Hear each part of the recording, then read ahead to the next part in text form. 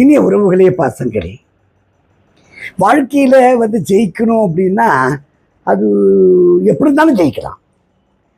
கோபாலுக்கு கால் ஊனும், polio பாவம். ஆனால் எப்படியாவது உழைச்சி சம்பாதிச்சு மேலே வரணும்னு அவனோட ஆசை. எந்த கட்டப்பழமும் கிடையாது. அப்பா அம்மா இல்லை பாவம். எங்கெங்கே ரோட்டில் படம் வரைஞ்சி அது மூலமாக கிடைக்கிற காசை வச்சு அப்படியே சாப்பிடுவான்.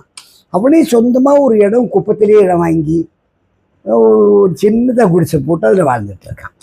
பார்வதிக்கு ரொம்ப பிடிக்கும் அவனுடைய படங்கள் ரொம்ப பிடிக்கும். முதல்ல அவளை அப்புறம் தான் பிடிக்கும். ஒரு நாள் பார்வதி நேராக அவன்கிட்ட போய் சொன்னா, நீ என்னை கல்யாணம் பண்ணிக்கிறியா?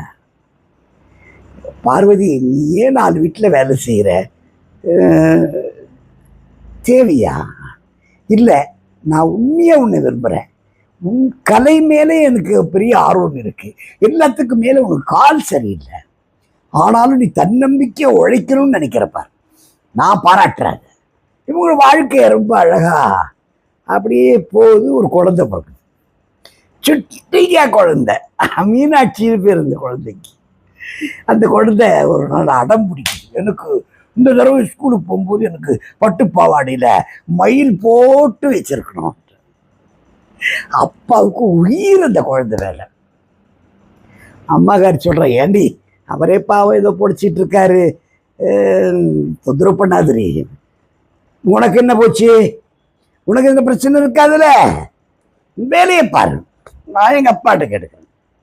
அப்பா அங்கிருந்து கிளம்பி திருவண்ணாமலைக்கு வந்து ஒரு இடத்த பிடிச்சி தொடச்சி எடுத்து கழுவி மொழிவி அந்த இடத்த சீர் பண்ணி படம் வரைய ஆரம்பிக்கிறேன். திருவண்ணாமலையார் படம் அருமையாக வருது அவருக்கு. இது திருமலையானோட அருள் அவருக்கு கிடைக்குது.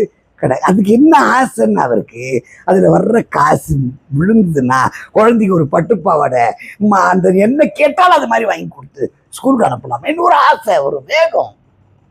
அப்போ கரெக்டாக அது நின்னான். ஏப்பா, இந்த இடம் என்னோடது, நீ என்ன இங்கே படம் போட்டுக்கிட்டு இருக்க? போனதே நீ போட்ட, வேண்டான்னு சொன்னா இல்லையா? கால் நொண்டியா இருக்கிற நீ வேற ஒன்று.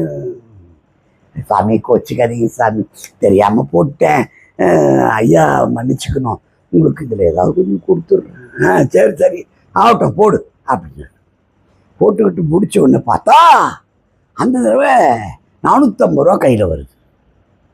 50 ரூபாய் அவன் கையில் கொடுத்துட்டு 400 ரூபா வீட்டுக்கு எடுத்து தந்துட்டு குழந்தைக்கு ஒரு ட்ரெஸ்ஸை வாங்கி போட்டு அவளுக்கு ஸ்கூலுக்கு அனுப்பிச்சு வச்சா. அதில் ஒரு திருப்தி, அதில் ஒரு ஆனந்தம். அவனுக்கு ஒரு BMW கார்